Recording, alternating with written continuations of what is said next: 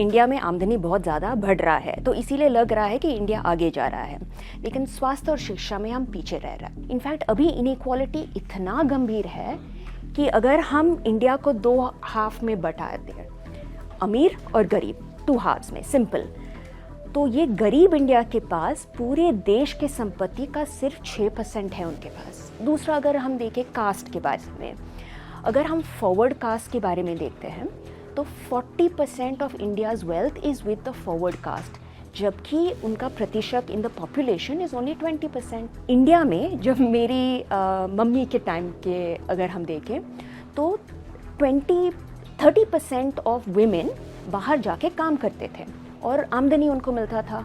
अभी वो घट गया है और 20% of women only work outside the home and earn an income. अगर स्वाति जी आपसे कोई ये कहे कि इस किताब के बाद से कि आप भारत जब एक विश्वगुरु बनने की दिशा पर है और बहुत प्रोग्रेस कई मामलों पे हो भी रही है, कई मामलों पर और होना बेहतर बाकी है, ऐसे में आप नेगेटिविटी फैला रही हैं इस किताब के माध्यम से, जब आप ये कह रही हैं कि हम बांग्लादेश से, हम नेपाल से, हम श्रीलंका से कई मामलों में हम पीछे हैं, तो आप इस क्रिटिसिज्म को कैसे देखती हैं? ये बहुत अच्छा क्रिटिसिज्म है, क्योंकि मैं नहीं चाहती हूँ कि हम नेगेटिव बने। हम भी चाहते हैं हम विश्वगुरु बने ना, लेकिन आई थिंक हमें फॉल्स सपना नहीं होना चाहिए, हमें रियलिस्टिक होना चाहिए। क्या बिहार के हालात इतने ख़राब हैं? आपके एनालिसिस में आपको कैसा लगा? मैं एक स्टेट ढूंढ रही थी जो हिंदी हार्टलैंड स्टेट में हो और जो कंपैरेबल हो बांग्लादेश और नेपाल से, लेकिन प्रॉब्लम है कि सारे के सारे 40 गांव जो थे बिहार में, वो नेपाल और बांग्लादेश के गांवों से स्वास्थ्य, चाहे वो शिक्षा हो, चाहे वो कुपोषण हो, महिला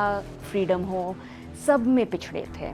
पॉपुलेशन के एंगल है एक एंगल, लेकिन हर स्टेट में आपके पास स्टेट गवर्नमेंट्स भी है, ब्यूरोक्रेसी भी है, पंचायती राज भी है, लेकिन पॉलिसी कागज़ में लिखे जाते हैं। आप गांव में चले जाइए ना, दवाइयाँ नहीं हैं।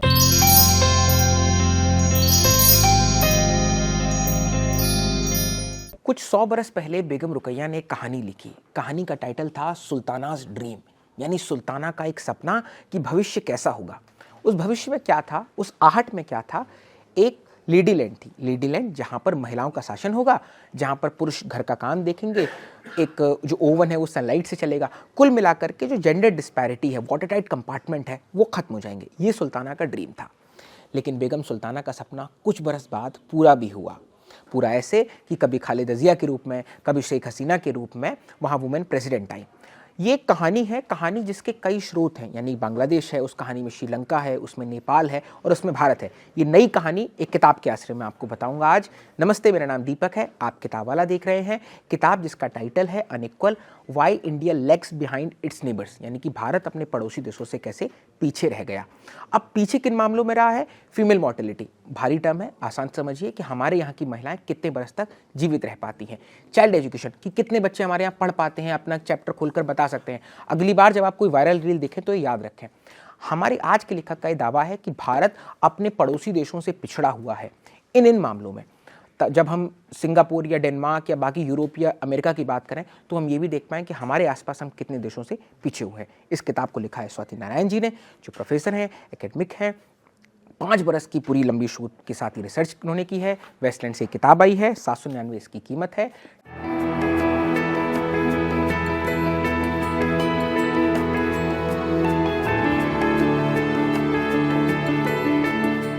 स्वागत है मैम आपका। Thank you. सबसे पहले अनइक्वल की पहला दावा कि भारत किन किन मामलों में किन किन देशों से पिछड़ा है, हम इस पर बात करेंगे। उससे पहले आगे बढ़ने या पीछे होने के पैमाने क्या होते हैं? ह्यूमन डेवलपमेंट इंडेक्स की जो हम बात करते हैं, बहुत ही कॉम्प्लिकेटेड टर्म है, ज्योग्राफी से रटते आ रहे हैं, लेकिन इसके क्रिटिकल एस्पेक्ट जो है ह्यूमन डेवलपमेंट के, वो क्या क्या है? हम कैसे डिसाइड करते हैं कि ये देश आगे हो गया है डेवलपमेंट में, विकास में, और ये देश पीछे है? मतलब कौन बेहतर है और कौन बेहतर नहीं, इसका पैमाना क्या है? अच्छा, ये तो बहुत ही आसान सवाल है।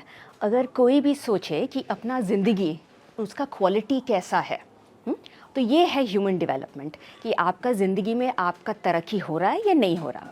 तो ह्यूमन डेवलपमेंट इंडेक्स में नॉर्मली 3 चीज़ देखा जाता है। एक है शिक्षा, स्वास्थ्य और आमदनी। ये है ऑफिशियल ह्यूमन डेवलपमेंट इंडेक्स। लेकिन मेरे स्टडी में मैंने कुपोषण भी देखा, महिलाएं कितना आगे आ रही है कि नहीं, ये सब भी देखा। एंड ऑफ द डे हमें ये देखना है कि महिला पुरुष, चाहे जो भी कास्ट हो उनका, चाहे जो भी क्लास हो उनका, कितने लोग आगे आ रहे हैं, उनकी ज़िंदगी कितनी तरक्की हो रही है। नहीं तो नॉर्मली अर्थशास्त्री सिर्फ जीडीपी देखते हैं, वो है देश में कितना संपत्ति आ रहा है, लेकिन क्या उस संपत्ति के लोगों का जीवन बेहतर हो रहा है या नहीं हो रहा है, ये है ह्यूमन डेवलपमेंट। अच्छा, भारत किन किन देशों से पीछे है और आपकी इस स्थापना की मतलब ये जो थॉट आया होगा, जैसे इस किताब का फॉरवर्ड लिखा है मशहूर अर्थशास्त्री जाद रेंज ने, उनकी भी किताब है झोला वाला अर्थशास्त्र, हिंदी में आप उसको ज़रूर खोज कर पढ़ें। मनरेगा का एक बहुत बड़ा विचार उनका भी था। तो इस किताब में ही जाद रेंज कहते हैं कि ये बहुत अलग अलग पैटर्न है जिनको मिलाने में बहुत मशक्क़त रही होगी क्योंकि ये बहुत अनरिलेटेड है। तो ये विचार कैसे आया कि भारत इन पैमानों पर पिछड़ सकता है, या 1990s में जब ये आना शुरू हुआ था उस पूरी जर्नी को बताएं, और ये कि कैसे डिसाइड हुआ कि मतलब आपके पास कैसे थॉट पहुंचा कि भारत पीछे हो चुका है और अब उसे आगे लेकर के हमें आगे जाना, इसके लिए कैसे रोड मैप हो सकता है, किन किन पैमानों पर भारत पीछे है। ज़रूर। तो अगर हम अभी के ह्यूमन डेवलपमेंट इंडेक्स को देखें तो उसमें आमदनी को जोड़ा जाता है शिक्षा और स्वास्थ्य के साथ, लेकिन इसमें क्योंकि इंडिया में आमदनी बहुत ज़्यादा बढ़ रहा है तो इसीलिए लग रहा है कि इंडिया आगे जा रहा है, लेकिन स्वास्थ्य और शिक्षा में हम पीछे रह जा रहे हैं।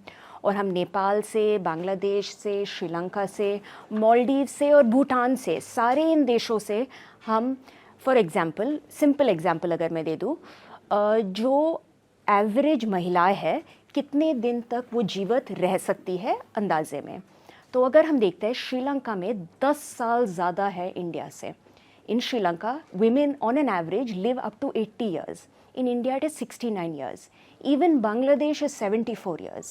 मतलब भारत में महिलाएं अगर अपने आसपास के उस सर्कल में देखें, है ना, अगर प्रकाल की बिंदु यहाँ रखें और ऐसे एक आर्क बनाएं, तो श्रीलंका और बांग्लादेश से भी कम उम्र में हमारी महिलाओं का जीवन समाप्त हो जाता है। वही तो, और कम उम्र मतलब 10 साल कम श्रीलंकन से, और ये बहुत सालों से चल रहा है। पिछले 20 साल से ये आंकड़े यही दिखा रहे हैं हमें कि हमारा जीवन कम उम्र में हम मर जाते हैं, हमारे बच्चे ज़्यादा कुपोषित हैं, हमारे स्वास्थ्य अच्छा नहीं है, शौचालय नहीं है, महिलाएं बहुत पिछड़े हुए हैं इंडिया में इन देशों के कंपैरिजन में। और यही हम दिखाना चाहते हैं, अगर आमदनी से लोगों का जीवन बेहतर नहीं हो रहा तो क्या फ़ायदा। इसमें एक कॉन्ट्रास्ट भी है जो हम सब आए दिनों से दो चार भी होते हैं कि एक तरफ तो भारत में अमीरों की संख्या बहुत बढ़ रही है, मसलन फोर्ब्स की लिस्ट मुझे याद आती है 169 बाय लास्ट काउंट बिलियनियर्स हमारे यहाँ पर हैं, और एक तरफ ये भी मुसीबत है कि कई लोग भूखे पेट सोने चले जाते हैं। ये कॉन्ट्रास्ट इस आपको कैसे देखते हैं, ये हुआ कैसे, इसकी जेनेसिस कहाँ पड़ा, कैसे हुआ ये कि हम इतना स्टार्क डिफरेंस करते चले आए। तो अभी जो डिफरेंस है वो ब्रिटिश राज के बाद से 75 इयर्स के बाद सबसे मैक्सिमम डिफरेंस है अभी, और ये ज़्यादा इंक्रीज़ हुआ है इकोनॉमिक लिबरलाइजेशन के बाद। अच्छा, माने आप ये कह रहे हैं कि भारत में अभी का जो डिफरेंस है अमीरों और गरीबों के बीच में, ये पहले हुआ करता था 47 से पहले जब ब्रिटिश राज हुआ करता था, ठीक, और अभी सबसे ज़्यादा है। और लिबरलाइजेशन माने कि जो 1990s में 1991 में मनमोहन सिंह वित्त मंत्री हुआ करते थे, पीवी नरसिम्हा राव की सरकार थी, वो प्रधानमंत्री थे, तो 3 टर्म हम सब रखते आ रहे हैं स्कूल से, लिबरलाइजेशन, ग्लोबलाइजेशन, प्राइवेटाइजेशन, यानी भूमंडलीकरण आया, निजीकरण आया, तो उससे प्राइवेट कंपनीज आई, लाइसेंस राज खत्म हो, तमाम तरह की प्रोग्रेस की ग्रोथ से। पर कई आलोचक, मैं इस बात, अपनी बात को ही इसमें जोड़ दीजिएगा चाहे, कई आलोचक ये मानते हैं कि उससे इकोनॉमी हमारी बहुत बूस्ट करके हुई और उससे कई संसाधन बढ़े, नौकरियां क्रिएट हुई, बहुत ग्रोथ हम आगे ले पाए, और सरकारी तंत्र का जो करप्शन था वो भी बहुत ज़्यादा रिड्यूस हुआ। करप्शन के बारे में बात नहीं करूँगी, वो तो हर जगह है, लेकिन ये हम कह सकते हैं जबकि हमने दुनिया को खोल दिया हमारा इकोनॉमी, तब से आमदनी पर ज़्यादा फोकस रहा है सरकारों का, और कम फोकस रहा है कि लोगों का स्वास्थ्य, शिक्षा, ये सब के बारे में। और हम ये इंडिकेटर्स को चेंज करते हुए 1980 से 1990s से, जैसे कि पहले 1980s में महिलाएं, भारत के महिलाएं ज़्यादा ज़िंदा रहती थी पड़ोसी नेबर्स से, स्पेशली बांग्लादेश और नेपाल, और ये चेंज हुआ है 1990s और 2000 से, क्योंकि उन्होंने अपना फोकस रखा है शिक्षा, स्वास्थ्य पर, और हमने आमदनी पर। और ये आमदनी, जैसे कि हम पहले कह रहे हैं, अभी असमानता, इनइक्वालिटी बहुत ज़्यादा बढ़ गया है। आप ये सोचिए, कोविड के समय हमारे जो सबसे रिचेस्ट इंडियन है वो compete कर रहा था to become the third richest person in the world, जो इंडस्ट्रियलिस्ट है, करोड़पतिया है। अगर हम पार्लियामेंटेरियंस देखें, 91% पार्लियामेंटेरियंस जो हैं वो अभी मिलियनर्स हैं। लेकिन उसी समय, कोविड के समय, 80% ऑफ इंडियंस का आमदनी घट गया था।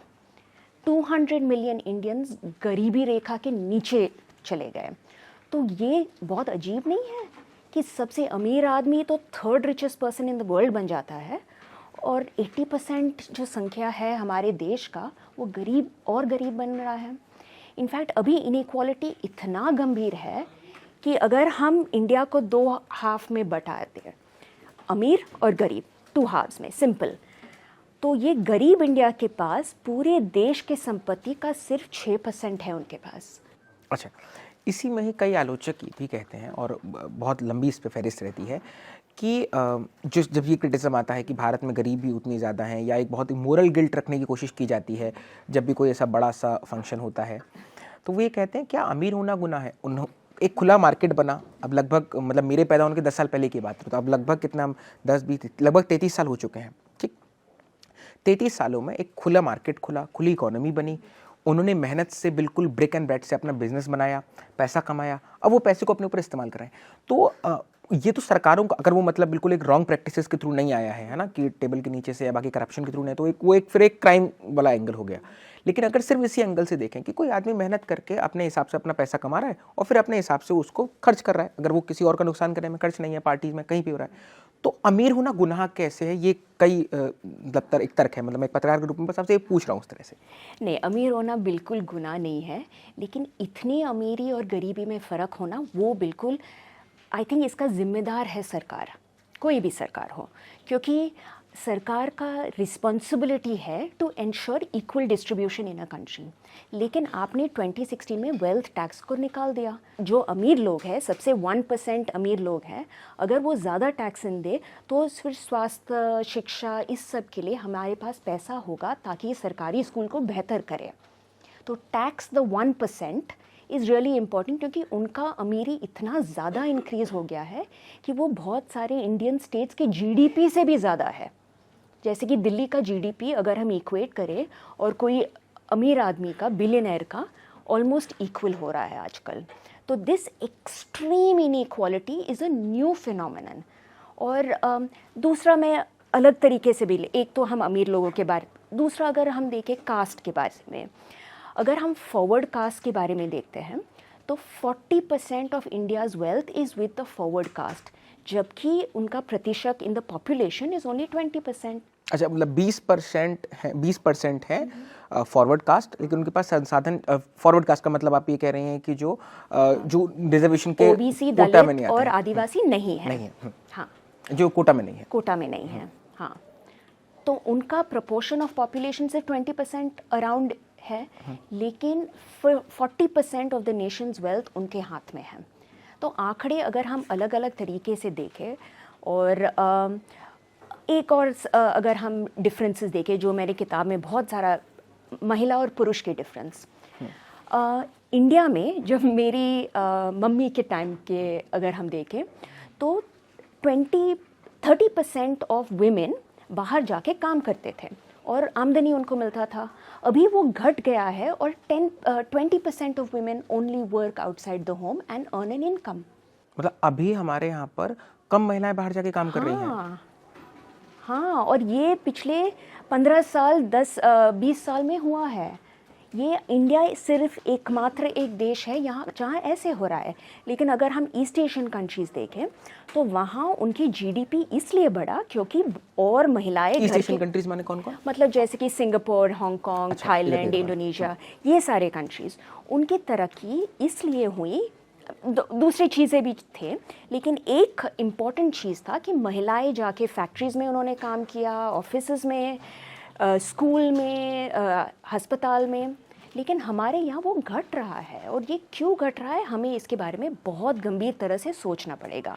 तो मुझे लग रहा है कि हमारा ध्यान कहीं और भटक रहा है और हमें जो असमानता हमारे आंखों के सामने है उसके बारे में हमें बात करनी चाहिए। अच्छा, उस पर तसल्ली से बात करेंगे ही। ठीक है। पर आपकी किताब ये भी कहती है कि ये जो असमानता भारत में है, हाँ। ये असमानता कई मामलों में बांग्लादेश और नेपाल में कम हुई है। श्रीलंका के उदाहरण है, फिर भारत में भी आप बिहार और तमिलनाडु, केरला उस सब का एक मॉडल रखती हैं। पर हम एक एक कंट्री से एक बार लेते हैं। बांग्लादेश में ऐसा क्या हुआ कि 1990 में जब ये डाटा पहली बार आता है कि बांग्लादेश कई पैमानों पर भारत से आगे निकल चुका है, मसलन उसमें फीमेल पार्टिसिपेशन की बात है, मसलन उसमें मोर्टेलिटी रेट की बात है, यानी कि कितनी महिलाओं की मृत्यु एक एवरेज एज में हो रही है, उस पर बात हुई। तो लोगों को लगा कि कुछ नहीं, कुछ एक दिन का या कुछ एक बरसों का टेम्प्रेरी है, वापस बाद में सब कुछ ठीक हो जाएगा, क्योंकि आपने ही भारत को स्लीपिंग जायंट कहा है। लेकिन उसके बाद ये पैटर्न लगातार बना रहा, एक दशक तक बना रहा। तो बांग्लादेश ने अपने मॉडल में ऐसा क्या किया, इतना गरीब देश होने के बाद, या 1971 के आसपास ही, मतलब 71 में ही देश बनता है और उसके बाद से जो वहाँ पे एक डिवाइड रहा वो एक अलग बहस है। क्या किया बांग्लादेश ने हमसे बेहतर होने के लिए? हाँ, तो मैं भी बहुत ये सबसे बड़ा क्वेश्चन था मेरा कि ठीक है वो बेहतर है, लेकिन क्यों बेहतर है, कैसे हुआ ये। तो मुझे लगा कि सिर्फ इकोनॉमिक्स देखना काफ़ी नहीं है, इसके लिए मुझे इतिहास देखना ही पड़ेगा। और तब मुझे सारे जो लर्निंग्स थे वहाँ से आ गए। तो जैसे कि आपने कहा 1971 लिबरेशन वॉर था, लेकिन उसके अगर पहले भी मैं चले जाऊँ तो ब्रिटिश राज के समय 1905 में पहला पार्टीशन हुआ ईस्ट पाकिस्तान, बंगाल विभाजन, भंग विभाजन। एग्जैक्टली। तो उस समय वो ईस्ट पाकिस्तान नहीं था, वो बंगाल था। और उस समय तो मैंने 3 पार्टीशंस देखे और इन 3 पार्टीशन से ये हुआ है कि एलीट डिस्प्लेसमेंट, जो वर्ग थे, जो ज़मींदार वर्ग था, जिनके पास ज़मीन सारे थी, वो निकल गए बांग्लादेश से। तो ये बहुत यूनिक फिनोमिनन था। इसके कारण क्या हुआ है कि जो लोग हैं, द रूलिंग क्लास और सिटीजन्स जो है, नागरिक है, उनमें असमानता कम हो गई। 25 इयर्स बांग्लादेश में एक वुमन प्रेसिडेंट रही है, सुल्ताना के ड्रीम की तरह, शेख हसीना या खालिदा जिया, लेकिन it's always been a woman. But the citizens in Bangladesh demand something from their rulers because they remember the famine. मैं एक उदाहरण देती हूँ। जैसे कि मैं बांग्लादेश में एक घर में थी और मैंने 90 इयर्स की लेडी थी, तो मैंने उनको पूछा, उनके 11 बच्चे थे। अच्छा। और वो उन्होंने ईस्ट पाकिस्तान भी देखा था, उन्होंने ईस्ट बंगाल भी देखा है और अभी बांग्लादेश देखा है। और उनके सारे बच्चे जो थे पैदा हुए थे घर में, लेकिन वो कह रहे थे कि अभी जो है स्वास्थ्य केंद्र बहुत नज़दीक है और मेरी जो डॉटर इन लॉज है वो डिमांड करते हैं कि स्वास्थ्य हमें मिले, शिक्षा मिले, और वो तो बहुत पढ़े लिखे हैं और मैं उनके लिए मैं दुआ करती हूँ कि वो आगे चले जाए। तो बहुत चेंजेस हुए हैं बांग्लादेशी सोसाइटी में, as a society in itself, कि एलिट्स जो है वो निकल गए, एक चीज़। दूसरा चीज़, इसीलिए आफ्टर द फैमिन लोगों को भी लगा, उस समय फैमिन में वो कह रही थी मुझे कि लंगर खाना से उनको खाना मिलता था, लेकिन एक्चुअली वो लंगर खाना में रोटी देते थे और वो चावल पसंद करती थी, लेकिन उनको एक रोटी मिलता था पूरे दिन में, और वो भी वेट करने के बाद। तो वहाँ पॉवर्टी और गरीबी उन्होंने बहुत सहन किया है और देखा है। उनकी स्मृतियों में है कि अब एक बेहतर की मांग करनी है। एग्जैक्टली। और मांग किससे करेंगे? वो तो अपने सरकार से ही मांग करेंगे। तो चाहे जो भी सरकार हो, Bangladesh democracy has been fragile, वहाँ डिक्टेटर्स, मिलिट्री डिक्टेटर्स भी रहे हैं, लेकिन सबको पता है कि हमारे नागरिक के लिए हमें कुछ ना कुछ करना ही पड़ेगा, नहीं तो पूरे ढाका में धरना हो जाएगा। और ये बहुत बार हुए भी है, क्योंकि लोगों की बेसिक नेसेसिटीज़ बहुत ज़रूरी हैं। तो ये हम इतिहास से भी देख सकते हैं, आज की सोसाइटी से भी देख सकते हैं। अच्छा, वो शायद बांग्लादेश का ही किस्सा है, अगर आप हमारे दर्शकों को बताएं कि और बहुत सुंदर सी लाइन है वो, कि अगर एक हेल्थ ऑफिशियल को टाइम नहीं मिल रहा है चैट करने के लिए, तो ये कंट्री की प्रोग्रेस का सबूत है। तो हेल्थ सिस्टम पर एक पोस्टर से आप जा रही हैं, रिक्शे से, वो पूरा बताएं। हाँ, तो मेरे सर्वे के लिए मैं बहुत सारे हेल्थ सेंटर्स गई और उनका एक नया स्कीम है कम्युनिटी क्लिनिक्स, मतलब 1 किलोमीटर की दूरी में एक क्लिनिक होना ही चाहिए।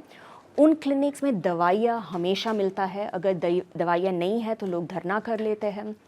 और मैं एक क्लिनिक गई थी जहाँ सुबह सुबह 10 बजे कुछ था, और वो लेडी दौड़ के आ रही थी अपने बैग में वैक्सीनेशन के साथ, तो आइस बॉक्स था। ये लगभग कोविड के आसपास की बात है? नहीं, उसके बहुत पहले। अच्छा। हाँ, तो उनका BCG वैक्सीनेशन, जैसे कि इंडिया में इम्यूनाइजेशन देखें तो सिर्फ 60-65% अराउंड है, लेकिन बांग्लादेश में 70-80% हर बच्चे को टीकाकरण हमेशा होता है, और उनको कार्ड भी होता है हर फैमिली को, उनको पता होता है इस दिन मुझे आना है। तो उस दिन सारे इकट्ठा हो गए, पूरे गांव को। उनको जैसे हमारे यहाँ पोलियो में होता था। हाँ, भारत में पोलियो का मतलब एक भी मरीज नहीं है, या एक आखिरी थे जो शायद लेकिन नहीं, पोलियो तो एक डिजीज है। हाँ, बाकी 7-8 टीका होना चाहिए हर बच्चे का हर देश में, लेकिन इंडिया में वो भी कम है। अच्छा। तो जबकि सारे डिजीज़ेस हम उससे सॉल्व कर सकते हैं, बहुत सारे डिजीज़ेस को। तो वहाँ तो टाइम पे होना है, चाहे वो पेड़ के नीचे वो टेबल लगा के शुरुआत करते हैं, और बहुत फोकस है वहाँ स्वास्थ्य पर, क्योंकि उनको पता है जब आपने जीवन और मृत्यु इतने करीबी से देखा हो, जैसे कि बांग्लादेशियों ने देखा हो, उनको पता है कि जिस पर फोकस ज़्यादा करना चाहिए ताकि उनका ज़िंदगी बेहतर हो। GDP हो या न हो, उससे क्या फ़र्क पड़ता है उनको, वो उनको पता है। वो फैमिन से बहुत चेंजेस हुए तब से। अच्छा, तो इस वजह से वहाँ से वो हेल्थ केयर सेंटर अच्छा रहा। मैं बांग्लादेश से नेपाल जाना चाह रहा था, पर पहले मैं बिहार आऊँगा। ठीक है। बिहार में आप कई अपने ज़िलों का जिक्र किया है, मुजफ्फरपुर का आप जिक्र करती हैं, अररिया का आप जिक्र करती हैं। पहली बात, आपने बिहार को इसमें क्यों चुना, और बिहार का मॉडल कैसे मतलब भारत में बिहार को चुनने का आपका पर्पज़ क्या था, और बिहार किन मामलों में मानव सूचकांक के बेहतर है? जैसे बीमारों की पहले स्टेट पॉलिसी हुआ करती थी जिसमें अलग राज्य थे, बाकी कई राज्यों ने अपने आप को हटाया। क्या बिहार के हालात इतने ख़राब है? आपके एनालिसिस में आपको कैसा लगा? अच्छा, मैं एक स्टेट ढूंढ रही थी जो हिंदी हार्टलैंड स्टेट में हो और जो कंपैरेबल हो बांग्लादेश और नेपाल से। अच्छा, माने बांग्लादेश में क्या क्या फैसिलिटी है और फिर बिहार की क्या क्या फैसिलिटी है, उनके बीच का कंपैरिजन, हेल्थ या बाकी और चीज़ों बिल्कुल का? बिल्कुल। अच्छा, तो ठीक। मेरे 80 विलेजेस थे, 40 थे बिहार में, ठीक है। और मैं ढूंढ रही थी कि मैं बिहार लूँ या उत्तर प्रदेश लूँ, क्योंकि ओपन बॉर्डर है नेपाल के साथ। लेकिन अगर मैं आंकड़े देख लूँ तो the levels of income and poverty was quite similar in Bangladesh, Bihar and Nepal. तो of course detailed academic analysis है कि मैंने क्यों चुना उनको। लेकिन बिहार सबसे बेहतर है, और बिहार में मैंने 2 डिस्ट्रिक्ट्स लिए। एक था किशनगंज, तो मुस्लिम डोमिनेटेड डिस्ट्रिक्ट था, और मुझे लगा वो मैं अच्छी तरह से कंपेयर कर सकती हूँ पंचगढ़ जो बांग्लादेश में था। और मैंने दूसरा हिंदू डोमिनेटेड डिस्ट्रिक्ट लिया, मुजफ्फरपुर, जो मैं कंपेयर कर सकती थी मेरे डिस्ट्रिक्ट जो नेपाल में था। ठीक है। लेकिन मुझे लगा बाद में जब आंकड़े मैंने देखा तो दोनों डिस्ट्रिक्ट में ज़्यादा फ़र्क नहीं था, चाहे वो मुस्लिम या हिंदू हो बिहार में।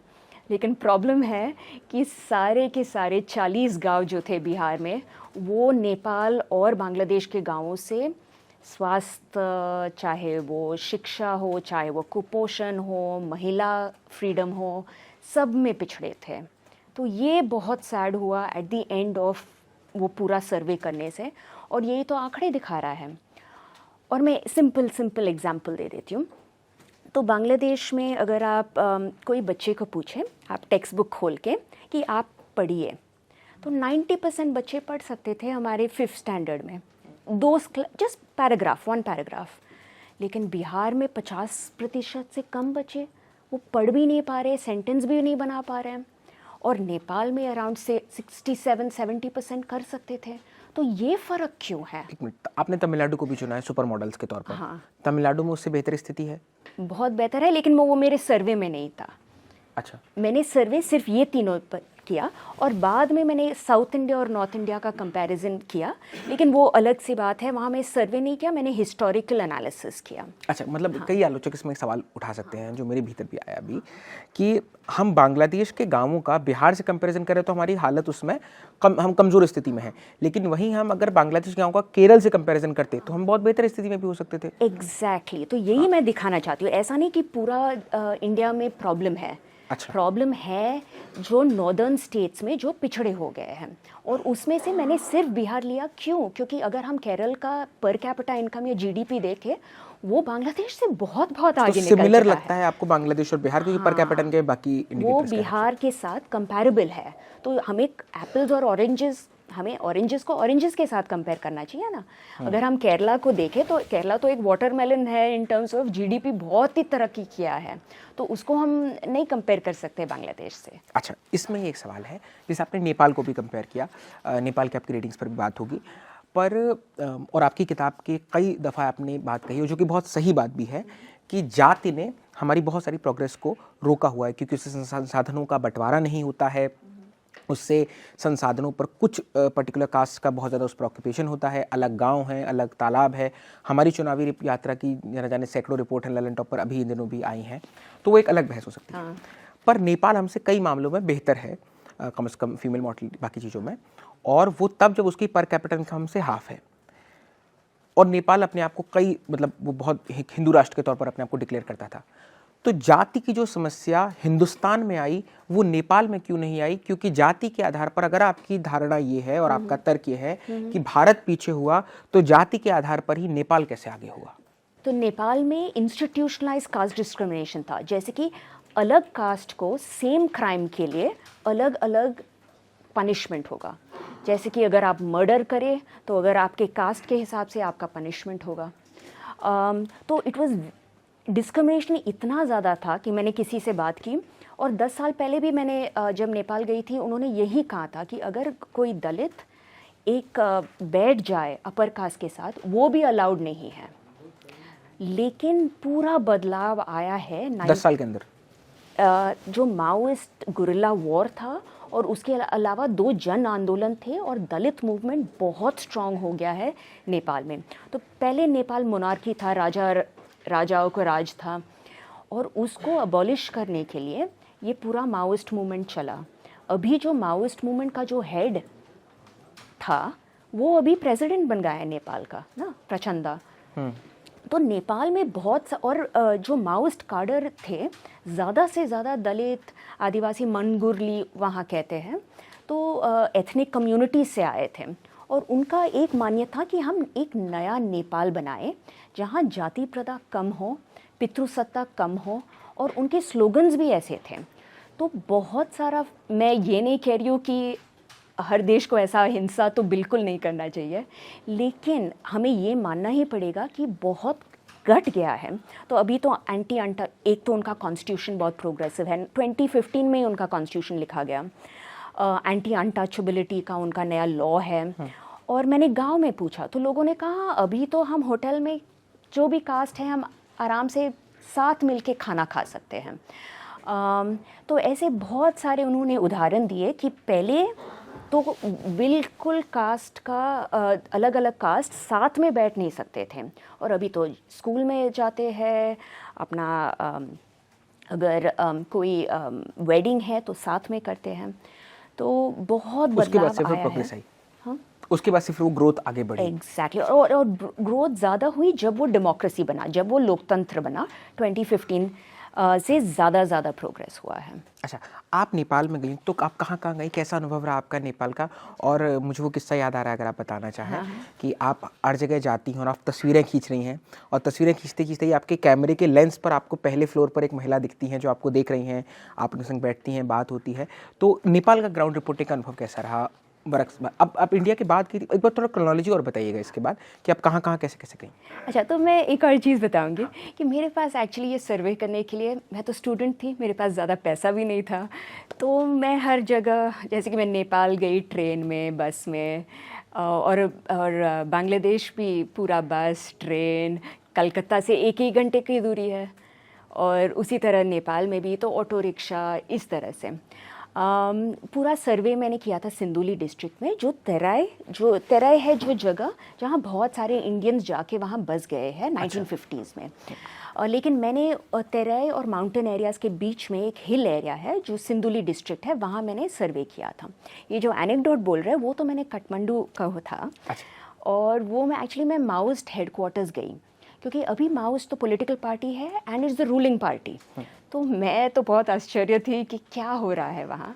तो मैं सब तरीके के लोगों से मैंने बात किया, मैंने ब्यूरोक्रेट से बात की, जर्नलिस्ट से बात की। इनफैक्ट एक जर्नलिस्ट ने मुझे बताया कि आप समझ नहीं रहे हो, हमारे यहाँ जाति प्रथा बहुत कम हुई है। मैंने सोचा पहले माओइस्ट मूवमेंट के बाद से। हाँ, अच्छा, तो मैंने सोचा, जब मैं पीएचडी शुरुआत किया, मैंने सोचा हाँ नेपाल में ये तरक्की कर रहा है क्योंकि बहुत एनजीओज़ वहाँ काम करते हैं। फिर मुझे बाद में पता चला नहीं, क्योंकि एक तो बहुत सारे लेफ्ट विंग गवर्नमेंट्स थे और सरकार ने बहुत दबाव किया है, और क्या जन आंदोलन 2-3 जहाँ सारे पॉलिटिकल पार्टी साथ में आके उन्होंने आंदोलन किया कि एक तो हमें मोनार्की नहीं चाहिए, हमें राजा का दरबारी राज नहीं चाहिए। और इसके कारण ही है कि आज नेपाल में आप देखिए हर बुज़ुर्ग को पेंशन मिलता है, दलित बच्चों को स्कॉलरशिप स्टाइपेंड मिलता है, स्वास्थ्य पूरा कोविड ट्रीटमेंट्स फ्री था। इनफैक्ट अभी उत्तर प्रदेश में लोग जो है चाहते हैं कि वो नेपाल चले जाए ताकि वहाँ के हेल्थ पोस्ट जो है वहाँ से दवाई ले। ये बॉर्डर के डिस्ट्रिक्ट की आप बात कर रही हैं? और कोविड में जब बॉर्डर बंद हुआ था तो उनको बिहारी और उत्तर प्रदेश के लोगों को परेशानी हुई, क्योंकि नॉर्मली वो बॉर्डर जाके वहाँ से दवाई लेते हैं। नहीं, पर जैसे हमारे यहाँ पर भी वैक्सीनेशन पूरा फ्री था कोविड के टाइम पर इंडियन गवर्नमेंट की तरफ से। हेल्थ सेंटर्स पे कई बार दवाइयाँ मतलब फ्री ही मिलती हैं, कई स्टेट्स में पॉलिसी है। राजस्थान में जैसे जहाँ से मैं आता हूँ वहाँ है, यूपी में है, कई इलाकों में कुछ जैसे प्रधानमंत्री की जो जन औषधि योजना है उसके अकॉर्डिंग फ्री मिलता है। तो वो सुविधाएं भारत में भी, जबकि मतलब मैं एक फैक्टर और कंसिडर कराना चाहता हूँ, भारत की इतनी बड़ी आबादी है, वो भी एक बहुत कंसिडरेबल फैक्टर है कि हम जब हम और देशों से अपने आप को कंपेयर करें तो पॉपुलेशन जैसा बड़ा फैक्टर भी हो। डाइवर्सिटी तो फिर हटाई, वो तो हमारी स्ट्रेंथ है, मतलब उसको अगर ना भी करें तो पॉपुलेशन के एंगल से आप इसको कैसे देखती हैं? पॉपुलेशन के एंगल है एक एंगल, लेकिन हर स्टेट में आपके पास स्टेट गवर्नमेंट्स भी है, ब्यूरोक्रेसी भी है, पंचायती राज भी है। तो ऐसा नहीं कि हमारे पास गवर्नेंस नहीं है, गवर्नेंस बहुत ज़्यादा है इंडिया में भी। तो और फिर भी मैं कंपैरिजन कर रही हूँ एप्पल और एप्पल के कंपैरिजन से ना। हाँ। तो बिहार में हाँ मुफ्त है, लेकिन आप बिहारी अंदर गाँव, और उसमें भी सेंटर से दोनों की पॉलिसीज हैं, मतलब जन औषधि योजना भी प्रधानमंत्री की होगी। और उसमें लेकिन पॉलिसी कागज में लिखे जाते हैं, आप गांव में चले जाइए ना, दवाइयाँ नहीं है। आशा वर्कर से पूछिए, उनके बैग्स में दवाई। एग्जीक्यूशन की कई जगह प्रॉब्लम है, बहुत ज़्यादा प्रॉब्लम है। राजस्थान ने तो नियम अभी लॉ है, राइट टू हेल्थ लॉ, लेकिन कितने सरकारों पूरे इंडिया में ऐसे लॉ पास किया है? करना चाहिए, सबको करना चाहिए, और औषध सब जगह देना चाहिए, और वो भी मुफ्त में और एक्सपायरी डेट के पहले, लेकिन नहीं मिलता। आप आशा के बैग्स के अंदर देख लीजिए। एक दो चीज़ें इस किताब के आखिरी जाते जाननी थी। ये किताब लगभग 350 पन्ने की है, जिसमें लगभग 200 पन्ने तक, 198 पन्ने तक तो लेखिका ने अपनी बात कही है, और उसके बाद के 150 पन्ने जो बचे हैं लगभग, उसमें अपेंडिक्स है, उसमें रेफरेंसेस हैं, उसमें नोट्स है, उसमें अलग अलग तरीके के जो रिसर्च बिब्लियोग्राफी है वो सब कुछ है। तो ये टेक्निकल टर्म होती है, तो आज आप यहाँ हैं तो आपसे पूछ ले रहा हूँ, एक एक करके मुझे बताती जाइएगा अपेंडिक्स किसे कहते हैं। मतलब ये हम ना हर किताब में देखते हैं, जैसे गुहा साहब की किताब उठाएं या कोई भी किताब हम लोग अगर उठाएं तो उसमें बहुत सारे लिखा रहता है, शोध ग्रंथ और ये सब सीएचडी की जो भी रजनी कुठारी हम पढ़ा करते थे उसमें भी उठाता था। तो इसका मतलब क्या होता है, थोड़ा एक एक करके बताइए। अपेंडिक्स मतलब? अच्छा, इसमें कोई टेक्निकल ऐसा मतलब नहीं है, मैं सिर्फ इसलिए कहना चाहती हूँ कि मैंने ये किताब लिखा है ताकि आम आदमी कोई भी ये पढ़ सके और उनको एकेडमिक भाषा में न घुसे।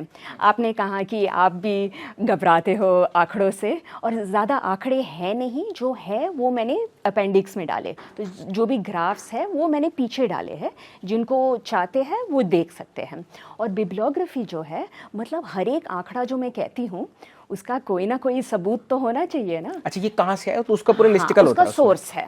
बढ़िया, बिल्कुल, बिकॉज नहीं तो हम हवा में बातें करते हैं। और दो तरकीब का सोर्स है, एक तो है जो सेकेंडरी डेटा से आया है, और दूसरा मेरे खुद के सर्वे का।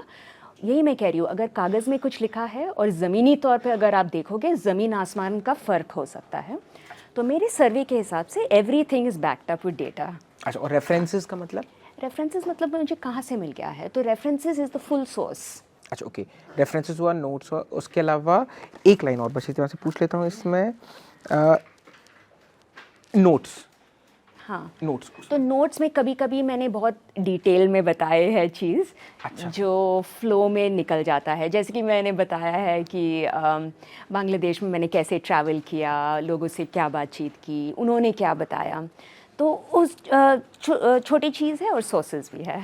अच्छा, तो ये इस किताब की रिसर्च में आपको कितना टाइम लगा था? अच्छा, तो पीएचडी मेरा 5 साल का था।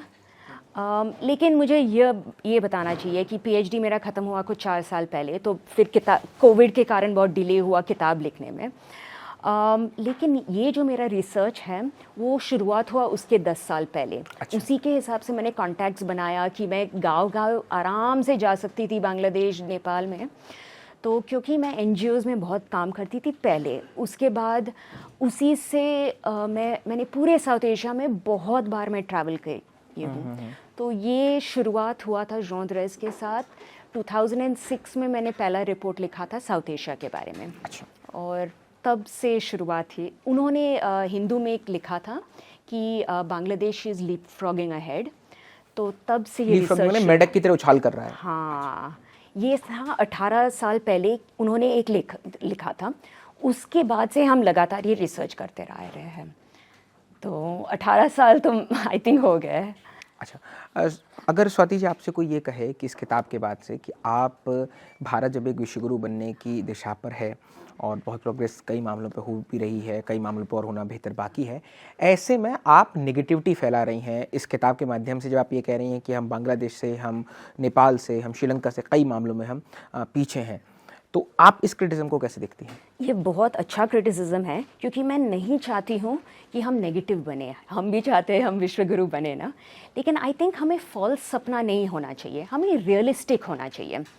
क्योंकि और इसीलिए हम अभी बात करेंगे दूसरे चैप्टर्स के बारे में जो साउथ इंडिया के बारे में बता रहे हैं। और ये मैं नहीं कहना चाहती हूँ कि पूरा देश पिछड़ा हुआ है, नहीं, कुछ जगह है जो पिछड़े हुए हैं।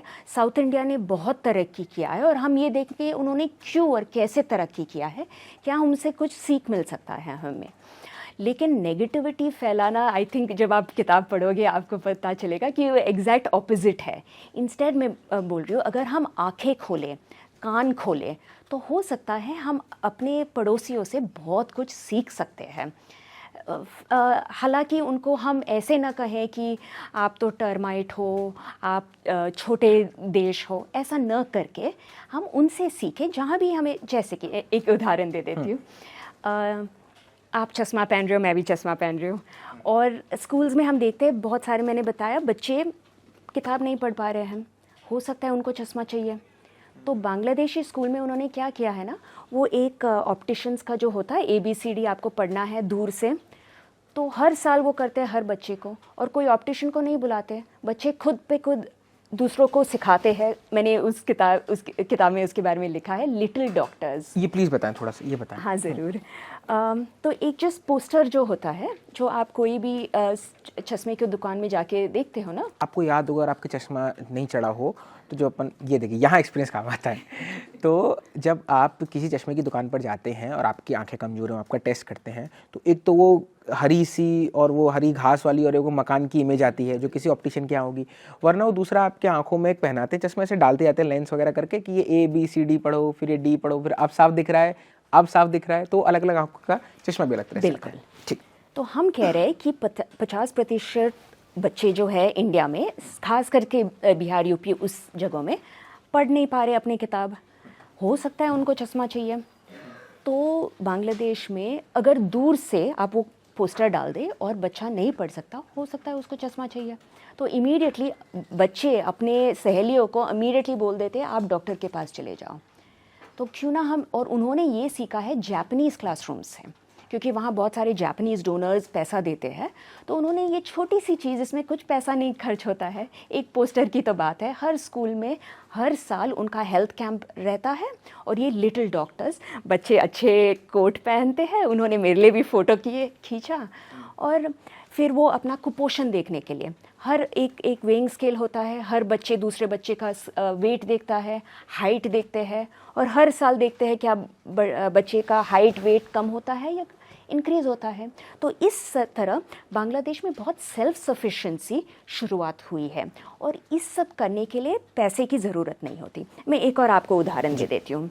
जैसे कि बांग्लादेश में जो रेफ्यूजी कैंप्स थे लिबरेशन वॉर के बाद, बहुत सारा दस्त और डायरिया हो रहा था, और वहाँ ये डिस्कवरी हुआ था ORS की। आपने सुना होगा ORS की, है ना? तो ORS हम अभी आराम से बना भी सकते हैं, और बांग्लादेश में हर घर में हर महिला को 8 साल तक इसको सिखाया गया। एक NGO था, दुनिया में सबसे बड़ा NGO है, तो मैं आपके लिए थोड़ा ORS बना देती हूँ। अभी थोड़ा सा पानी डाल देती हूँ। एक्चुअली आपको ऐसा करना है कि 1 लीटर पानी में मुट्ठी भर चीनी डालना है। इस समय हमारे पास कम पानी है तो हम सिर्फ 2 चम्मच चीनी डाल देते हैं। ये 70s में हो रहा था बांग्लादेश में? हाँ, 70s में उसका डिस्कवरी हुआ था रेफ्यूजी कैंप्स में। रेफ्यूजी कैंप्स में बहुत एपिडेमिक्स फैल रहे थे और फिर आधा चम्मच थोड़ा सा 1 पिंच सॉल्ट। ठीक है, अभी हम इसको मिला लेते हैं। हाँ, और आप मुझे मदद कीजिए अच्छी तरह से मिलाने के लिए। और ये है ORS, हर घर में मुफ्त में ये बनाया जा सकता है। तो अगर पैकेट नहीं है, जैसे कि बिहार में बहुत सारे घर में मैंने देखा पैकेट नहीं है, तो अगर आप अच्छी तरह से स्वच्छ पानी में ये करोगे और 1 लीटर कटोरी में बच्चों को जिसके पास दस्त है दे दोगे तो डिहाइड्रेशन नहीं हो जाएगा। और इतने millions of childrens lives have been saved because of this. The Lancet, which is one of the best medical journals, has called this one of the best discoveries of the 21st century. अच्छा, Lancet ने कहा कि सब 21वीं सदी की सबसे बड़ी खोज है ये। ये सिंपल सी चीज। मैं थोड़ा सा अगर इसको ब्रेक डाउन करूं, जो आप इतनी देर से हम लोग बात कर रहे हैं उसका समरी में, कि जितने भी देश हमसे आगे निकले हैं, जो हमारे पड़ोसी देश हमसे आगे निकले हैं, उन्होंने बहुत ही बिल्कुल ग्राउंड लेवल पे जा करके सबसे जो लो, जैसे हम गांधी अपने जंतर में कहते हैं, जो आखिरी आदमी आप याद करें, तो उस आखिरी आदमी के लिए उन्होंने बहुत छोटे छोटे टूल्स निकाले जो एग्जीक्यूशन में बहुत आसान हो, जिनको इम्प्लीमेंट करना बहुत आसान हो, और उस तरह से वो हमसे आगे निकलते चले गए शनै शनै। एग्जैक्टली, उनको कोई इल्यूजन नहीं है कि वो अमीर है, वो गरीब देश है, लेकिन छोटे छोटे चीज़ों से वो अपनी ज़िंदगी को, जैसे इसका अगर आपने एक और एक्सपेरिमेंट दिखाया, जिंदगी में मैं कभी नहीं भूलूंगा इसको। फैंटास्टिक। मतलब मैं इसीलिए चाहती थी कि जो भी ये देखे उनको भी पता चले इतने आसान से हम कितने बच्चों का ज़िंदगी बचा लिया है उन्होंने, हम क्यों नहीं कर सकते। और 10 साल तक वो NGO हर घर में जाके हर महिला को उन्होंने सिखाया। हमें भी ऐसा करना चाहिए। तो दूसरों से सीखना बुरी बात नहीं है। जैसे हमारे आशा दीदी हैं, आंगनवाड़ी वर्कर्स हैं, तो वो ये कर सकते हैं। हाँ, और बहुत लेवल पे होता भी है, मतलब पोलियो के लिए, टीका के लिए, या बाकी दलिया से लेकर के गर्भवती महिलाओं का ख्याल, तो बहुत कुछ हम उस दिशा में आगे बढ़ रहे हैं, पर वो बहुत एब्स्ट्रैक्ट है, तो उसको और ऑर्गेनाइज तरीके से हमने शुरुआत की है। लेकिन जैसे कि 20 साल पहले ही बांग्लादेश में हर घर में टॉयलेट था और अभी भी टॉयलेट है। जो अभी हमारा स्वच्छ भारत अभियान शुरू हुआ है उसके 2014 में, उससे भी 20 साल पहले हर घर में गई थी, मैं तो वहीं तो रह रही थी, गांव में हर घर में टॉयलेट था 20 साल पहले। और मैं बता रही हूँ, गरीब है ना, तो उनके पास उनके टॉयलेट में दरवाज़ा नहीं होता, उन्होंने लुंगी लगाया है, तहमद और पर्दा टाइप का। हाँ, और उससे कम कॉस्ट में अच्छा टॉयलेट बन जाता है। तो बहुत सारे हमें सीख मिल सकती है दूसरे देशों से, और हमें आई थिंक आंखें खोलना चाहिए और कान भी खोलना चाहिए। तो ये इसकी पूरी लर्निंग है। अंत में जो आपकी किताब में एक लाइन भी है कि India is a sleeping giant, है ना, हम एक बहुत ही सोते हुए शेर हैं, और अगर उसको हम थोड़ा सा बता करके ऑर्गेनाइज तरीके से, डिसिप्लिन तरीके से उस काम को करें, बहुत कुछ प्रोग्रेस है भी उस तरह से। जैसे UPI का सिस्टम भारत का बहुत ज़्यादा है, और उससे पहले जैसे मनरेगा की जो स्कीम आती है, पल्स पोलियो की स्कीम आई, सर्व शिक्षा अभियान आया, फेरिस्त आफ्टर फेरिस्त हैं, जिसमें कई जगहों पर एग्जीक्यूशन थोड़ा ख़राब हुआ, कई जगहों पर उसकी पॉलिसी की जो फ्लॉज थे उस पर वो बात अटकी। हमारे आज भी सरकारी एग्जामों में जो हालत है वो है ही। लेकिन कुल मिलाकर ये किताब एक दखल देती है कि भारत अपने पड़ोसियों से कैसे पिछड़ा हुआ है, जिसको हम ऑफ्टन इग्नोर करते हैं। हमारा ध्यान होता है कि सब अमेरिका या ब्रिटेन या यूरोप के किसी देश ने कितना बेहतर सिस्टम है, जैसे डेनमार्क, स्वीडन का आना चाहिए, हम सब जगह से सीखें, है ना। हम तो हैं ही उस देश के कि एकम सत्यम विप्रा बहुधा वदंती, हम तो हैं ही उस परंपरा के। लेकिन हम अपने आस पड़ोस में जिसको हम बहुत इग्नोर करते हैं कि ठीक है, मतलब ये तो हम पर डिपेंडेंट है, वहाँ से आपने इस किताब की स्थापना की है कि कैसे बांग्लादेश, कैसे श्रीलंका और कैसे नेपाल हमसे कई मामलों में थोड़ा बेहतर है। मैं अंत में जाते जाते कोई एक किस्सा जो आप सुनाना चाहें तमिलनाडु के सर्वे के हिसाब से, या जो आपको इस किताब को, जैसे कई बार ये इच्छा रहती होगी, 5 बरस बहुत लंबा टाइम पीरियड होता है, सरकारें बदल जाती हैं, कि आपने सोचा हो कि अब मैं इसको क्विट करना चाहती हूँ, इस किताब को, बहुत डाटा हो रहा है, बहुत रिसर्च हो रही है, बट उसी किस्से के बाद आप रह गई, उसी घटना के बाद आप इस किताब में और जुट पाई। अच्छा, तो जैसे कि आपने कहा कि बहुत सारे कभी डिप्रेशन हो जाता है कि ये कैसे हुआ, जाति और बिहार में कितना ज़्यादा होता है। लेकिन जब मैंने साउथ इंडिया का रिसर्च किया और फिर भी मैं गई वहाँ, मैंने सर्वे तो नहीं किया, लेकिन वहाँ के जब आप आंगनवाड़ी देखे, आप स्कूल्स देखे, आप अम्मा कैंटीन्स चले जाए, तो फिर आपको पता, और जब मैंने इतिहास देखा तो 100 साल तक द्रविडियन मूवमेंट तमिलनाडु में चला और केरला में एंटी कास्ट मूवमेंट्स चला। जब पहले विवेकानंदा कहते थे कि Kerala is the mad house of caste, लेकिन अभी केरला सबसे ह्यूमन डेवलपमेंट में आगे है। It is the poster child of development. आप कोविड में भी आपने देखा केरला में इतना आगे रह चुका है। सारे कास्ट, सारे कम्युनिटी, सारे रिलीजन्स के लोग साथ मिलके काम करते हैं। वो पहले बिहार से भी ज़्यादा बैकवर्ड था कास्ट के हिसाब से, लेकिन अभी इतना आगे चल चुका है। क्यों? क्योंकि कास्ट मूवमेंट्स थे। और इससे मुझे होप भर गया कि अरे तो ये केरला ने किया है तो बिहार आराम से कर सकता है। हो सकता है 50 साल लगे या 40 साल लगे, लेकिन जो तरक्की साउथ इंडिया में हुआ है वो पक्का हो सकता है नॉर्थ इंडिया में। हमारे आसपास उदाहरण मौजूद है, थोड़ा सा बस देखने की ज़रूरत है। मेरे दोस्त अतुल ने अपनी एक कहानी में कहा था कि हम कुछ चीज़ों को सिर्फ पीठ से पहचानते हैं, चेहरे से नहीं। अगली बार जब आप कोई NFHS की रिपोर्ट देखें, अगली बार आप कोई बड़ा आंकड़ा देखें, अगली बार आप कोई हेडलाइन पर नंबर देखें, तो ये भी देखें कि उस नंबर के पीछे कितने चेहरे और कितनी शक्लें हैं। तो शायद हम अपनी योजनाओं में कुछ अधिक मानवीय हो पाएँ, बहुत विनम्रता से ये स्वीकार कर पाएँ कि कौन हमसे आगे और हमें कैसे और बेहतर करते हुए आगे जाना है, अकुंठित रहते हुए एक बेहतरी की दिशा में ग्लोबल साउथ का लीडर बनने का जो हमारा ख्वाब है और कुछ हद तक हम है भी, उसको और ज़्यादा पूरा करते हुए। आप देख रहे थे किताब वाला। स्वाति जी आप आई, आपने समय दिया इस बातचीत के लिए बहुत शुक्रिया। आलिश और विजय ने इसे रिकॉर्ड किया है। देखते रहिए द ललन टॉक।